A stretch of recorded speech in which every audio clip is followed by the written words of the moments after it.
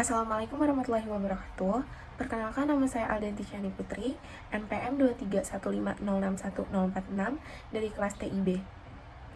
Di sini saya akan mempresentasikan tentang pemanfaatan IoT di bidang pertanian. Yang pertama, ada definisi IoT.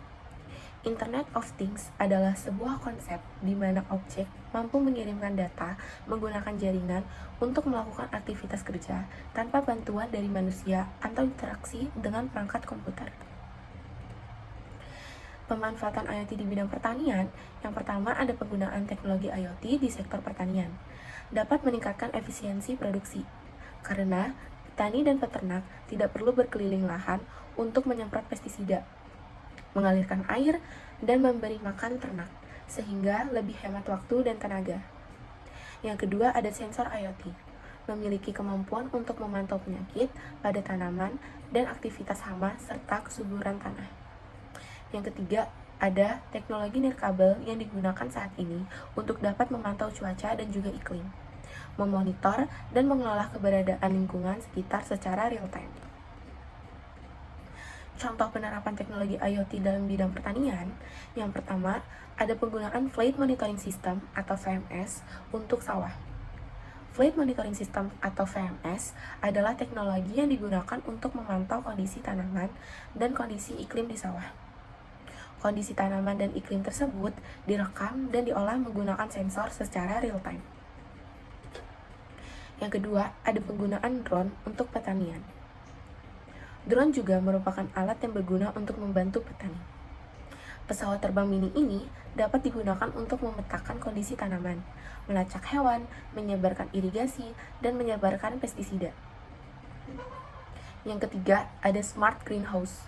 Saat ini produksi pertanian tidak hanya berpusat di sawah maupun kebun, tetapi juga berpusat pada ruang khusus yang disebut dengan greenhouse atau greenhouse farming. Greenhouse farming adalah pengembangan tanaman di ruang khusus yang dilingkupi dengan material transparan.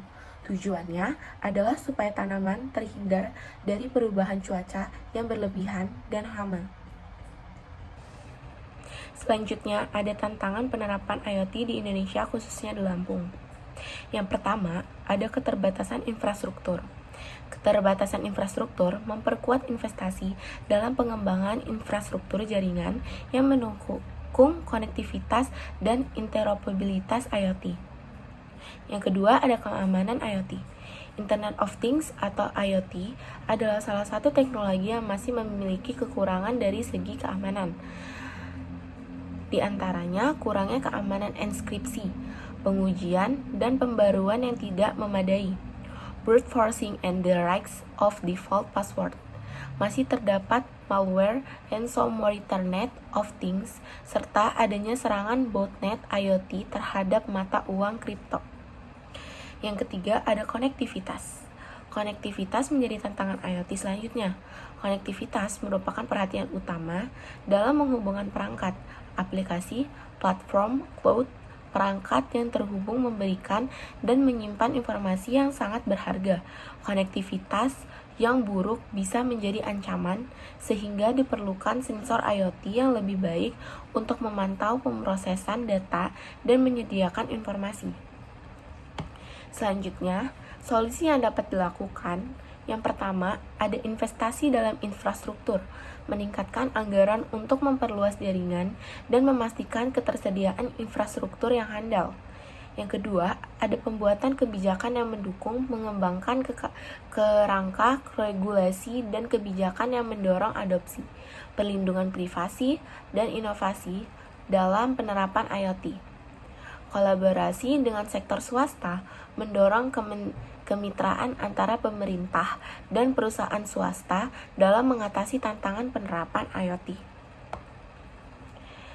Ide saya dalam penerapan IoT di bidang pertanian, ada smart agriculture. IoT digunakan untuk memantau pertanian dan peternakan untuk membantu para petani memantau kondisi tanaman, ternak, kadar air, dan cuaca untuk meningkatkan produktivitas. Smart agriculture adalah sistem pertanian cerdas atau disebut juga sebagai smart farming. Sistem ini memanfaatkan teknologi dan inovasi sehingga kegiatan bertani menjadi lebih efektif dan efisien. Smart Agriculture membantu petani untuk meningkatkan produksi sekaligus mencapai ketahanan pangan melalui teknologi. Sekian dari saya, mohon maaf jika ada kekurangan dan mohon maaf jika masih banyak kesalahan. Saya akhiri. Wassalamualaikum warahmatullahi wabarakatuh.